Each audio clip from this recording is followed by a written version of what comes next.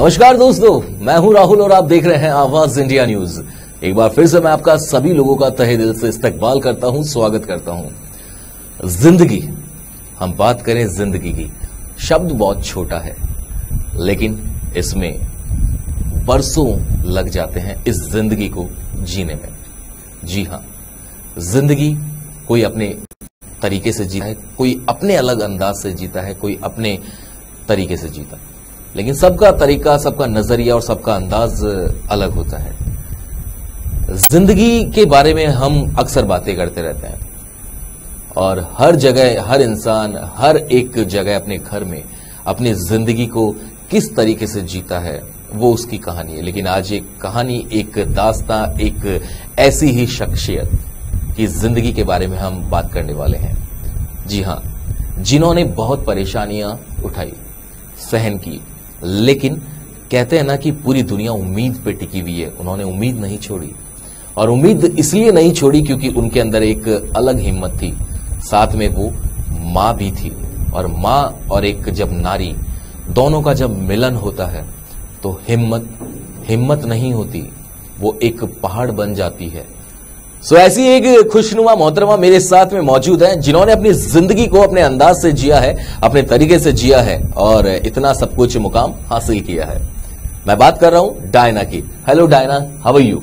Hi, I am fine. Diana, कुछ अपने बारे में बताइए कि व्हाट्स योर, अपने करियर के बारे में बताइए, अपनी जिंदगी के बारे में बताइए। सारे दर्शक जानना चाहते हैं, थोड़ा जोर से बताइए।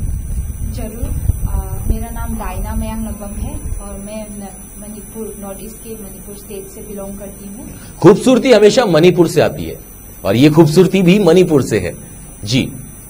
और मेरा 2 भाई है और मैं हूँ, हम 3 हैं। अच्छा डायना, आपको ये इंस्पिरेशन कहां से मिली कि आपको मतलब मॉडलिंग करियर चुनना है और आपको मॉडलिंग में जाना है? मॉडलिंग जाने के बाद, मॉडलिंग करने के बाद आपको इतने पार्टिसिपेट किए हैं आपने और उसमें आपने विन भी किया है, तो कैसे, मतलब ये इंस्पिरेशन कहां से मिली आपको? एक्चुअली मेरा मैं मॉडल लाइन में मैं बिल्कुल भी नहीं चाहती थी शुरुआत में। मैं पहले हाउसवाइफ हूँ जी। फिर बाद में लाइफ ने ऐसे मुझे किक किया तो मुझे मॉडल बनने में मजबूर हुआ। लाइक एक्चुअली मेरा जो हस्बैंड है वो दूसरे अफेयर्स करते थे, तो मतलब ये देखिए दोस्तों कि ये एक शादीशुदा है और इनके एक बच्ची भी है। जैसा कि आपने मुझे बताया पहले कि ये मां है, शादीशुदा है और इनका हस्बैंड इतनी खूबसूरत होने के बाद, इतनी एक मनोरम बीवी होने के बाद भी दूसरों से अफेयर रखता है। ये गलत बात है और इसी को इन्होंने हथियार बनाया और अपनी बेटी की परवरिश के लिए इन्होंने ये करियर चुना। कुछ और बताइए आगे जी। तो लाइक एक दिन क्या हुआ, मैंने उस लड़की को जाके कुछ बोला कि 2 बच्चे हैं, ऐसे नहीं करना चाहिए, अच्छा नहीं है। तो उसके अगले दिन हम लड़ाई करी। फिर उसी दिन मेरे हस्बैंड ने मुझे, देखो हस्बैंड होती है सुख में भी दुख में भी आगे रहने के लिए कसम खाती है, इसीलिए तो शादी करती है। तो उसी दिन क्या किया, उसकी गर्लफ्रेंड ने मुझे हाथ उठाया। उसके बाद मैं बहुत डाउन हो गई थी। तो मैंने उसी दिन जब हाथ उठाई तो मैंने पुलिस बुलाना पड़ा, मुझे दिल्ली पुलिस बुलाना पड़ा 100 नंबर डायल करके। मैं बहुत डरी हुई थी। देखिए, कहते हैं कि जितनी घोर अंधेरी रात होती है, सवेरा उतना ही अच्छा होता है। आप बीती बातों को ना करके ये देखिए कि ये जो काले बादल थे वो हट गए, लेकिन अभी आपकी जिंदगी बड़ी ही कमाल की चल रही है और आप इतना सब कुछ मुकाम हासिल कर चुकी हैं। तो उस मुकाम के बारे में बताइए और जोर से एक स्माइल के साथ सभी दर्शकों को बताइए। अभी मैं उसके बाद मैं थोड़ा सा बताना चाहूंगी। उसके बाद जब कहानी ऐसे हुई तो उस टाइम में जब पुलिस बुलाए तब भी मेरे हस्बैंड ने साथ नहीं दिया। तो मैंने उसी दिन कसम खा लिया कि मैं, और सबसे पहली बात तो उसने क्या बोला मुझे कि आप घर में बच्चे संभाल के चुपचाप रहो और आप जो उसकी गर्लफ्रेंड है उसकी लायक भी नहीं हो, सुंदर भी नहीं हो और कुछ भी नहीं कर सकती। तो मुझे बहुत, मेरे मन में बहुत एक हुआ कि मेरे माँ बाप ने मुझे इतना पराया लिखाया और वो मुझे ऐसे बोल रहा है तो मैं कुछ तो दिखाऊं। जिस इंसान ने भी आपको ये सब कुछ बोला है, एक्चुअल में वो आपको डिजर्व नहीं करता। और देखिए कि जो होता है अच्छे के लिए होता है। आज आप उस इंसान को भी थैंक यू कीजिए क्योंकि आज उसी की बदौलत यहां तक है। अगर ऐसा नहीं होता तो काश ऐसा भी नहीं होता जहां इस वक्त आप स्टैंड कर रही हैं। जी। तो मैं उसके बाद उसी दिन मैं उसको छोड़ के आ गई। फिर उसके बाद मेरा एक दीदी है, उन्होंने बोला, मैं डिप्रेशन में थी काफी अलग होने के बाद मैंने। लेकिन अभी आपके फेस पे वो डिप्रेशन दिख नहीं रहा है, क्योंकि अब आप बहुत ज्यादा एक पावरफुल बन चुकी हैं, इतना सब कुछ हासिल कर लिया है। तो आपने सिंगापुर में भी पार्टिसिपेट किया है? जी, सिंगापुर में मिसेस वर्ल्ड वाइड के लिए पार्टिसिपेट किया है मैंने, और टाइटल भी लेकर आया है, most courageous women of the year का टाइटल लेकर। ये जो आपने सर पे जो ये ताज रखा है, इस ताज की क्या कहानी है? ये most courageous women of the year का जो टाइटल है उसी का ताज है ये। यही बात थोड़ा सा जोर से बोल के एक बार फिर से बता दीजिए। ये मिसेस वर्ल्ड वाइड में most courageous women of the year का जो टाइटल जो है, जो मैंने जीता है, उसी का ये ताज है जो मैंने जीतकर इंडिया के लिए नाम रोशन करके जो मैं भारत लेकर आई हूँ। देखिए, एक इंडिया की लेडी मणिपुर से इंडिया को प्राउड फील करवाया। ब्रिलियंट है, एक बार इनके लिए जोर से तालियां हो जाए यहीं पे। और इंडिया की लेडी है, इंडिया को प्राउड फील करवाया। और ऐसे इंसान अगर ऐसी लेडी की कद्र नहीं कर सकते तो वो कुछ भी नहीं कर सकते। और बताइए कुछ, और आपके नेक्स्ट प्रोजेक्ट के बारे में कुछ बताइए कि अभी इन दिनों आप क्या कर रही हैं? अभी तो मैं मॉडल को अलग सा रख के, मुझे सोशल वर्क बहुत पसंद है शुरू से, तो मैं अभी दिल्ली पुलिस के साथ मिलके दिल्ली पुलिस को नॉर्थ ईस्ट रिप्रेजेंटेटिव बन आई कार्ड लेके लोगों के लिए मदद करती हूँ। प्रॉब्लम्स रहती है दिल्ली में, बहुत सारी प्रॉब्लम्स होती है नॉर्थ ईस्ट के ऊपर, जैसे डेड हो जाता है तो डेड बॉडी को भेजना होता है। तो मतलब टोटली हम कहें एक फुल ऑन पैकेज के अंदर तो आप जनता के बीच में जाके सोशल वर्क करती हैं और इससे आपके दिल को बहुत शांति मिलती है। बहुत शांति मिलती है। अच्छा, कुछ अपनी बच्ची के बारे में बताइए। आपकी बेटी का नाम क्या है और कितने साल की है वो? मेरी बेटी बड़ी वाली आरके देवी देवी और छोटी वाली आरके पेंसी देवी। बड़ी वाली अभी 14 इयर्स होने वाले हैं और छोटी वाली अभी 11 इयर्स की होगी। और दोनों मैंने स्केटिंग में वर्ल्ड बुक ऑफ रिकॉर्ड 2 बार पा चुके हैं। ग्रेट, क्या बात है। पूरी family full on talented family है। और टैलेंट होगा भी क्यों नहीं, जब माँ के अंदर ऐसा टैलेंट है तो वो बच्चे भी तो इसी माँ के हैं। और जब वो बच्चे इस माँ के हैं तो बच्चे क्यों टैलेंटेड नहीं होंगे? बच्चे भी इंडिया का नाम रोशन करने वाले हैं और इस वक्त कर भी रहे हैं। और बताइए, वो आप ही के साथ रहते हैं?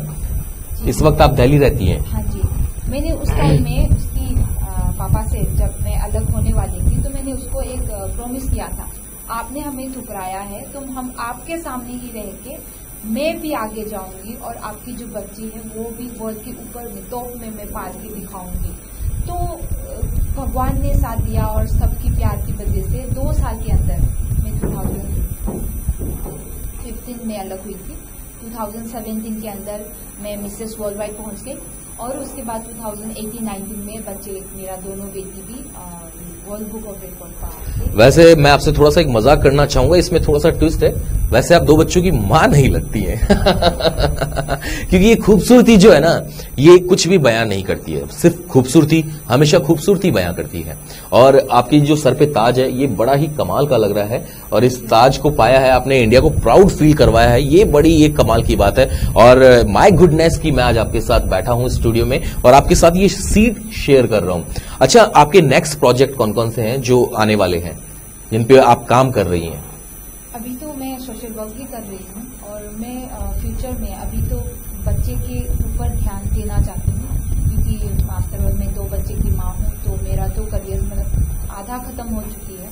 तो एक माँ बच्चे के लिए ही होती है सबसे फर्स्ट प्रायोरिटी। तो मैं बच्चे के ऊपर, मेरी जो बड़ी वाली बेटी है वो आइस स्केटिंग में सेलेक्ट होने के लिए ट्रायल भी चल रहा है, तो उसके ऊपर मैं फुल ऑन एफर्ट डाल रही हूँ। और छोटी के भी। अच्छा, मॉडलिंग और सोशल वर्क के अलावा आप क्या करती हैं? आपकी हॉबीज क्या हैं कि आप अपने आप को खुश रखने के लिए ये चीजें करती हैं?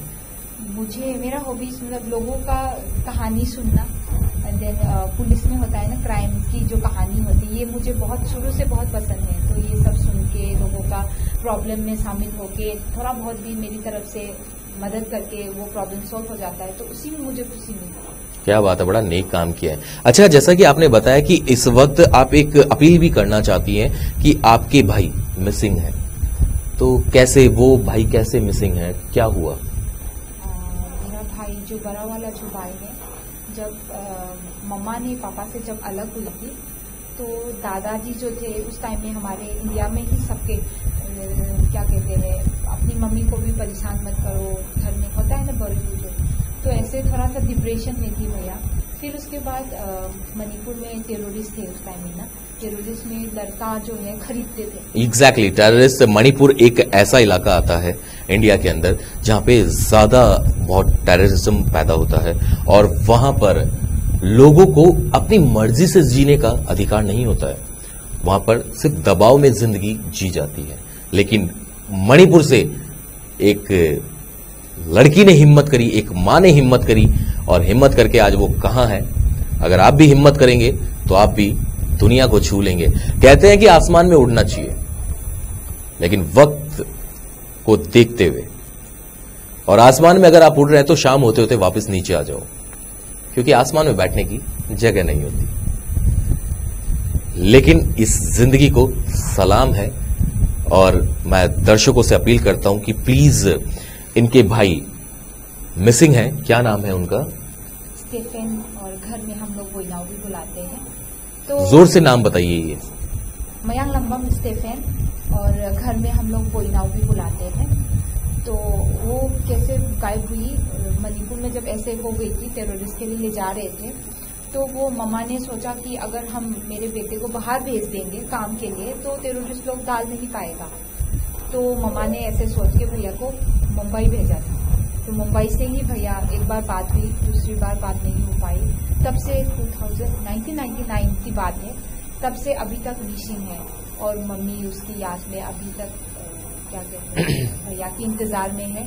और अभी मम्मी बहुत रिटायर्ड भी हो गई है और मम्मी को माउथ कैंसर भी हो गया है। पर मम्मा को बस यही है कि उसका बेटा एक बार देखने को मिल जाए तो बस। मैं दर्शकों से एक रिक्वेस्ट करता हूं कि प्लीज, और अगर आपके भाई भी देख रहे हैं ये, तो मैं उनसे भी दरख्वास्त करूंगा कि प्लीज अपने घर लौट आइए, क्योंकि आपके घर में कोई इंतजार कर रहा है। आपकी मां आपका इंतजार करिए, कुछ पल के बिछाए बैठी रहती है कि आज मेरा बेटा चल कर आएगा। प्लीज लौट आइए, जहां भी हैं आप सही सलामत लौट आइए, या उनसे कांटेक्ट करने की कोशिश जरूर कीजिए, क्योंकि आपका इंतजार कर रही हैं। और आप देखते रहिए आवाज इंडिया न्यूज। फिर से मुलाकात होगी आपके साथ एक नए चेहरे के साथ। देखते रहिए आवाज इंडिया न्यूज। अभी के लिए शबा खैर, बाय बाय, सत श्री अकाल, शुभ रात्रि।